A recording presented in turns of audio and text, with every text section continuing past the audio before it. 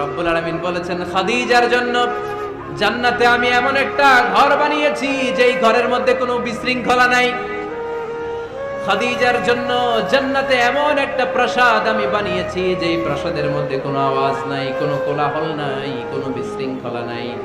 কারণ খাদিজা আমার নবীকে এমন একটা ঘর উপহার দিয়েছে যেই ঘরের মধ্যে কোনো বিশৃঙ্খলা ছিল না, আওয়াজও ছিল না। পড়েন সুবহানাল্লাহ। আল্লাহ রাসূল যখন সারাদিন কাফেরদের মাঝে কোরআনের দাওয়াত দিতেন, কোলাহল মারামারি জীবনের ঝুঁকি নিয়ে মক্কার কুরাইশদের মাঝে যখন দাওয়াত দিতেন, সব বিশৃঙ্খলা ঝামেলা গোলমাল শেষ করে রাতের বেলায় যখন খাদিজার ঘরে বিশ্বনবী ঢুকতেন, বিশ্বনবীর হৃদয়টারে প্রশান্ত করে দিত কে? আম্মাজান খাদিজা বিশ্বনবী সাল্লাল্লাহু আলাইহি ওয়াসাল্লামের জন্য এমন ঘর উপহার দিয়েছেন যেই ঘরে বিশ্বনবী আসলে বিশ্বনবীর হৃদয়টা ঠান্ডা হয়ে যায়। সুবহানাল্লাহ পড়ে।